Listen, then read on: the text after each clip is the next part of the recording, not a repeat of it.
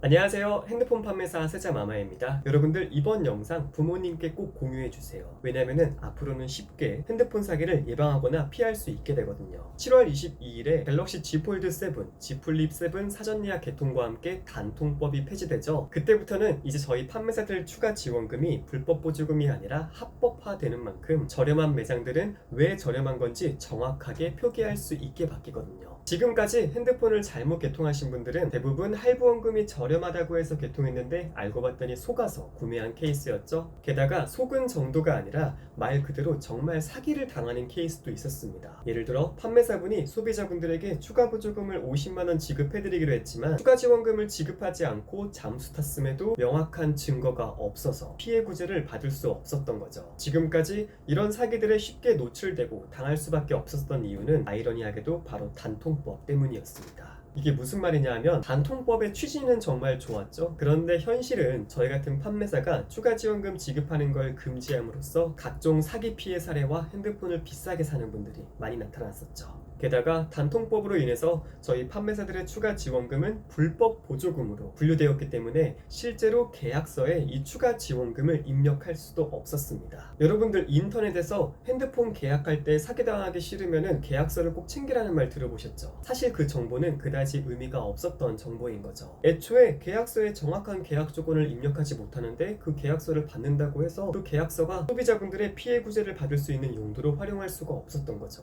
하지만 단통법이 폐지된 후엔 판매사 지원금이 이제 불법 지원금이 아닌 합법 되잖아요. 그래서 앞으로는 판매사의 추가 지원금 전액을 서류상 유통망 추가 지원금이라는 란에 모두 입력할 수 있게 바뀌게 됩니다. 예시로 현재 기준 갤럭시 S25 256기가는 SK로 번호 이동 시 할부원금 0원에 판매하는 매장들이 많잖아요. 이게 실제로 할부원금 0원에 개통하셔도 계약서상에는 소비자는 공시지원금 48만원만 할인받고 나머지 67만 5천원은 소비자가 결제하는 것으로 계약서에 표기됩니다. 그런데 앞으로는 계약서상에 공시지원금 48만원 그리고 유통망 추가지원금 67만 5천원이 입력되어 할부원금 0원으로 표기됩니다. 즉 이제부터는 핸드폰 가격 발품파실 때 유난히 저렴한 매장이 있다면 요금제나 부가 서비스 기타 조건만 비교하시는 게 아니라 가장 기본적으로 약정 혜택과 유통망 추가 지원금 이 두 가지를 명확하게 각각 얼마씩인지 말해달라고 요청해 주시면 되는 거죠. 지금까지는 소비자분들이 판매사에게 추가 지원금이 얼마냐고 여쭤봐도 단통법 때문에 기록을 남겨드리기 어렵다는 이유로 대답을 회피하거나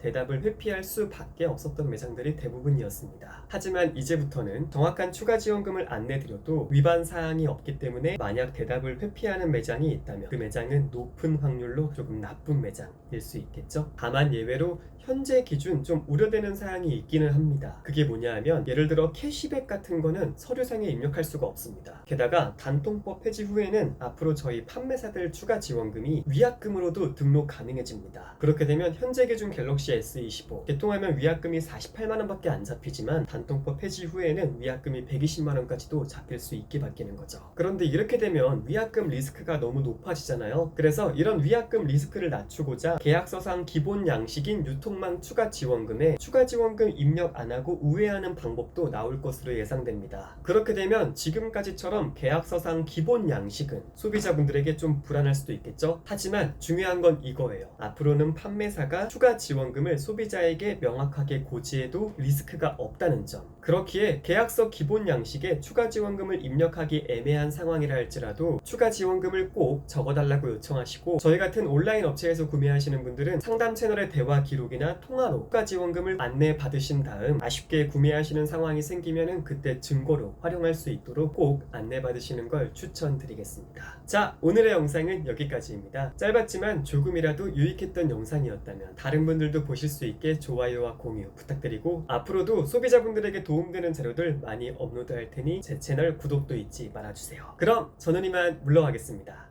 안녕히 계세요.